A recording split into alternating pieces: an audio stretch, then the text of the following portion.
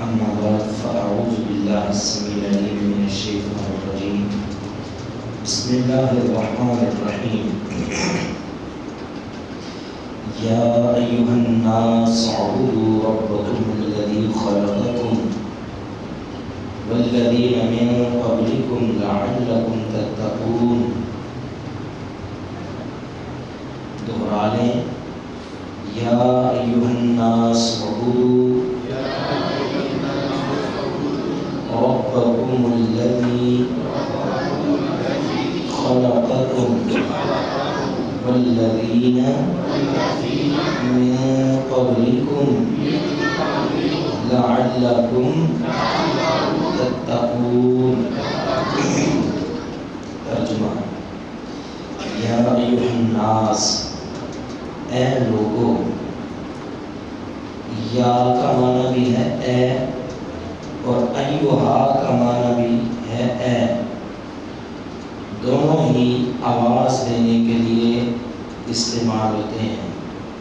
الناس لوگ، اے لوگو، اعبدو تم عبادت کرو، ربکم اپنے رب کی، الذی وہ ذات جس نے خلقکم تمہیں پیدا کیا، والذین من قبلکم اور ان لوگوں کو بھی، من قبلکم جو تم سے قبل تھے، جو تم سے پہلے تھے، لعلکم تاکہ تم تتقون متقی بن جاؤ، تقوی اختیار کر لو. یا ایھا الناس اعبدوا ربکم اے لوگو تم اپنے رب کی عبادت کرو، الذی خلقکم والذین من قبلکم وہ رب جس نے تمہیں بھی پیدا کیا اور تم سے پہلے بھی لوگوں کو پیدا کیا، لعلکم تتقون تاکہ تم بچ جاؤ، تقوی اختیار کر لو. یا ایھا الناس سورۃ البقرہ کے تقریباً 5 مضامین ہیں، جس میں سے پہلا مضمون ہم پڑھ چکے ہیں. یہاں سے یوں سمجھیں کہ دوسرا مضمون شروع ہو رہا ہے. اس میں اللہ تعالیٰ نے پہلے عبادت کی دعوت دی، اس کے بعد توحید پہ عقلی دلائل دیے. شروعات کیسے کی؟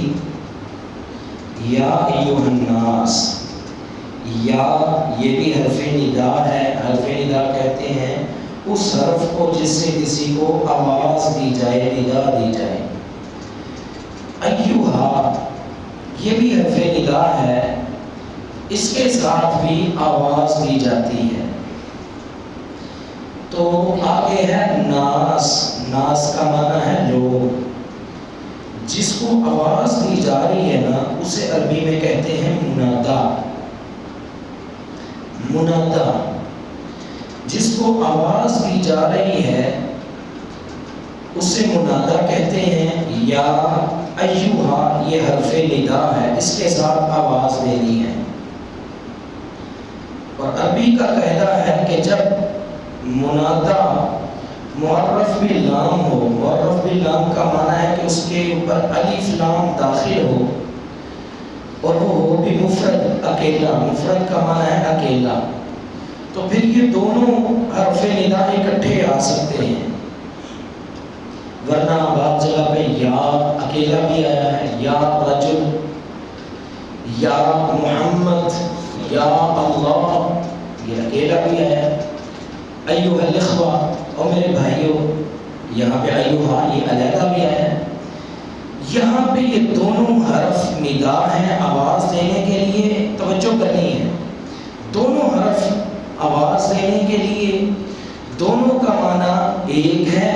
بولے دونوں کا معنی ایک ہے. پھر دونوں کو اکٹھا لانے کا مقصد کیا ہے؟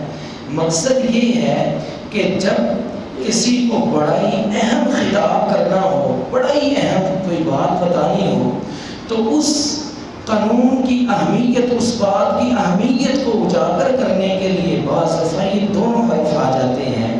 تو آپ اب سمجھ گئے ہوں گے کہ یہ دونوں آواز دینے والے حرف اکٹھے کیوں آئے ہیں، کیونکہ اگلا جو مضمون ہے وہ بڑا ہی اہم ہے، بڑا ہی اہم ہے۔ یا ایھا الناس، اے لوگو، الناس کا معنی ہے لوگ۔ اب لوگ کون ہیں؟ مخاطب یہ دو طرح کے ہیں۔ اللہ کے نبی کی امت دو طرح کی ہے، ایک ہے امت اجابت جس نے آپ علیہ السلام کی دعوت قبول کر لی، ایک وہ امت ہے جس نے آپ کی دعوت تو قبول نہیں کی ہے، وہ کافر ہے لیکن وہ بھی آپ کی امت میں شمار ہوں گے۔ تو یہاں پہ یہ سارے ہی مراد ہیں، چاہے کوئی اجابت جس نے دعوت قبول کر لی ہے، چاہے جس نے نہیں کی، سب کے سب سے خطاب ہے۔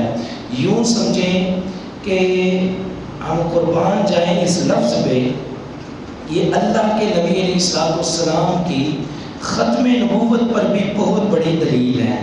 ورنہ پہلے جو پیغمبر تھے نا، وہ آتے تھے تو کیا کہتے تھے؟ یا قومی، کیا کہتے تھے؟ یا قومی، یا بنی اسرائیل، یا بولو شاباش، یا بنی اسرائیل، او بنی اسرائیل کے لوگوں، وہ میری قوم کے لوگوں۔ کیوں؟ کیونکہ کچھ پیغمبر آئے ہی بنی اسرائیل کے پاس، کچھ پیغمبر جو ہے آئے ہی ایک خاص قوم کے پاس، خاص وقت کے لیے، خاص خطے کے لیے۔ صدقے اور قربان جائیں امام الانبیاء محمد رسول اللہ صلی اللہ علیہ وسلم نہ خاص قوم کے لیے آئے، نہ خاص خطے اور قبیلے، نہ خاص وقت کے لیے۔ اب قیامت تک آنے والے جتنے بھی لوگ ہیں ان کو شامل کرنا پڑے گا اس کتاب میں۔ قیامت تک آنے والے جتنے لوگ ہیں ان کو شامل کرنا پڑے گا۔ کیوں؟ کیونکہ وما ارسلناک الا کافۃ للناس، آپ سارے لوگوں کے رسول ہیں۔ تو یہاں پر بھی الناس ہی ہے۔ یہ الناس لفظ بتاتا ہے کہ امام الانبیاء محمد رسول اللہ صلی اللہ علیہ وسلم قیامت تک آنے والے لوگوں کے پیغمبر ہیں۔ اگر کسی کے بیچ میں کسی پیغمبر یا رسول نے آنا ہوتا اور آپ کی نبوت کا دور ختم ہونا ہوتا، پھر یا ایھا الناس کے لفظ نہیں آنا تھا۔ تو یہ لفظ ہی بہت بڑا ہے، سبحان اللہ۔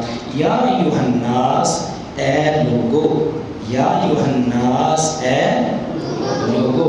اب آپ کو یہ بھی بتا دیں اس سے مراد کون لوگ ہیں۔ ہم نے پیچھے پڑھا تھا کہ 3 گروہ ہیں، ایک متقین، اولئک لا ھدی من ربہم اولئک ھم المفلحون، ایک گروہ وہ تھا متقین کا، دوسرا وہ تھا جن کو دعوت دے نہ دے برابر ہے، وَلَهُمْ عَذَابٌ عَظِیمٌ، ان کے لیے بہت بڑا عذاب ہے۔ تیسرا آگے ایک لمبا چوڑا تذکرہ ہوا ہے خاص گروہ کا، منافقین کا۔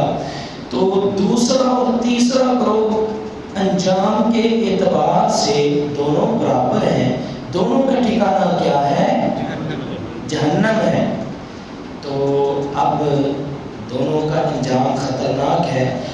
اب انہوں نے سن لیا کہ ان کا تو ٹھکانہ جہنم ہے، اب اگر وہ رجوع کرنا چاہتے ہیں، بچنا چاہتے ہیں، تو ان کو خطاب ہے، اے لوگوں جن کے دل میں نفاق ہے، جن کے دل میں کفر ہے، جن کے دل میں شرک ہے، اگر تم متقی بننا چاہتے ہو، پہلے والے گروہ میں آنا چاہتے ہو، تو اعبدو۔ دراصل ہم نے بتایا تھا نا کہ جب یا ایھا اکٹھا آئے کوئی بڑا ہی اہم خطاب ہونے والا ہے۔ یہ کہتا بولے ذرا میں نے کیا کہا ہے؟ بڑا خطاب، اہم خطاب ہونے والا ہے۔ اب اہم خطاب کیا ہے؟ پتہ کی بات کیا ہے کہ تم نے بھی اولئک لا ھدی من ربہم میں شامل ہونا ہے۔ دو کا تو تم نے انجام سن لیا نا، جہنم ہے، پہلے والوں میں شامل ہونا ہے۔ تو سب سے پہلا قاعدہ وہ کیا ہے؟ اعبدو، تم بولو شاباش، تم عبادت کرو۔ اب عبادت کیا ہے؟ اب یہاں پہ بھی مسئلہ بن گیا، بعض لوگوں نے بڑی تعریفیں کی ہیں عبادت کی، وہ سمجھ نہیں آتی کیا کریں۔ میں آپ کو ایک چھوٹی سی چیز بتاتا ہوں۔ ہم کون ہیں؟ سارے اللہ کے بندے۔ تو بندے کو عربی میں کیا کہتے ہیں؟ شاباش، کیا کہتے ہیں؟ عبد۔ کیا کہتے ہیں؟ عبد. عبد کی جمع کیا آتی ہے؟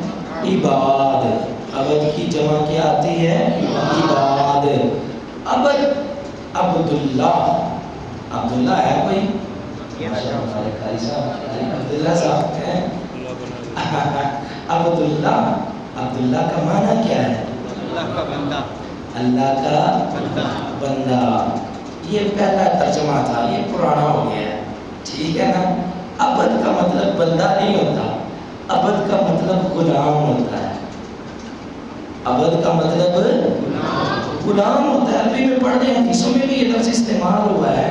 تو جو عبد کا معنی ہے نا صحیح، وہ غلام ہوتا ہے. عبداللہ اللہ کا بات کی سمجھ آئی ہے کہ نہیں؟ غلام. عبودو کا معنی کیا ہوا پھر؟ عبودو اللہ کے بندے بن جاؤ، عبادت کرو. عبودو عبد کا معنی غلام. بولو عبد کا معنی غلام. عبودو تم اللہ کی غلامی شروع کر دو. نہیں سمجھ آئی؟ یہ لفظ کس سے ہے؟ عبد سے. عبودو یہ امر کا صیغہ، امر کہتے ہیں حکم کو، یہ حکم والا صیغہ ہے. ٹھیک ہے جی. میں کوشش کرتا ہوں عربی گرامر بھی اردو میں لے آئیں. تو یہ فعل امر ہے، جمع کا صیغہ ہے. تم عبادت کرو، یہی ترجمہ ہوتا ہے. دراصل عبادت کیسے کسے ہیں؟ عبد کیسے کسے ہیں؟ عبد عبدیت، عبودیت. عبد عبد تو حضرت جی غلام کو کہتے ہیں. عبدو تم غلامی شروع کر دو، تم غلامی کرو. کیا کرو؟ تم غلامی کرو. یہ ہم نماز پڑھتے ہیں، دراصل یہ رب العالمین کی غلامی ہے. اچھا جی غلامی کرو، کس کی کریں؟ کس کی کریں؟ ربکم. کس کی کریں؟ ربکم. اپنے رب کی غلامی کرو. رب کا معنی ہے پتہ ہے، ہم نے جب سورۃ فاتحہ میں بھی بتایا تھا، رب کا معنی ہوتا ہے مالک. رب کا ایک معنی ہوتا ہے انشاء حالا فحالا الی حد التمام. رب اس کو کہتے ہیں جو درجہ بدرجہ درجہ درجہ پرورش کرتا رہے حد تمام تک، آخری وقت تک، اس کی تکمیل تک جو پرورش کرتا رہے کسی چیز کی، اسے کیا کہتے ہیں؟ رب. اسے کیا کہتے ہیں جی؟ رب. چھوٹے سے لے کر بڑا 5 سال 7 سال 10 15 20 50 جتنے بھی سال، آخری وقت تک جو پرورش کرتا رہے اسے کیا بولتے ہیں جی؟ رب. تم غلامی کرو اس کی جو تمہاری درجہ بدرجہ پرورش کر رہا ہے. سبحان اللہ، کتنا پیارا انداز ہے. میں سوچتا ہوں اللہ نے یہ کیوں نہیں کہا عبد اللہ، تم اللہ کی عبادت کرو؟ کہہ سکتا تھا نا اللہ ہے. آپ کو یہ بھی بتا دو، یہ آگے جتنے بھی ہیں نا سارے دلائل ہیں اس کی عبادت، اس کی توحید کے. ہمارا ایمان ہے اگر اللہ ایک بھی دلیل نہ دیتا اپنی توحید پہ، ایک بھی دلیل نہ دیتا اپنی عبادت پہ، ہمیں پھر بھی چاہیے تھا کہ اس کی عبادت کرتے. کیوں؟ کیونکہ ہم عبد ہیں، ہم غلام ہیں. غلام کے اوپر یہ فرض ہوتا ہے کہ اپنے مالک کی غلامی کرے. بات سمجھ آئی کہ نہیں آئی؟ اگر اللہ کوئی دلیل نہ دیتے پھر بھی ہم پہ فرض ہوتا ہم اس کی عبادت کرتے. کیوں؟ کیونکہ ہم عبد ہیں، ہم غلام ہیں، اور وہ غلام پہ فرض ہوتا ہے وہ اپنے مالک کی عبادت کرے. پھر بھی اللہ نے صدقے و قربان جائے 7 دلائل دیے تاکہ بات اور نکھر جائے اور سمجھ جائے اور لوگوں کی اصلاح ہو سکے. فرمایا عبدو تم غلامی کرو ربکم اپنے مالک کی. کیوں جی؟ ترجمے کی سمجھ آئی کہ نہیں آئی؟ عبدو تم غلامی کرو ربکم اپنے مالک کی. کیوں کریں؟ سوال ہے کیوں کریں؟ الذی خلقکم، کیونکہ اس نے تمہیں پیدا کیا ہے. والذین من قبلکم، صرف تمہیں ہی نہیں جن سے تم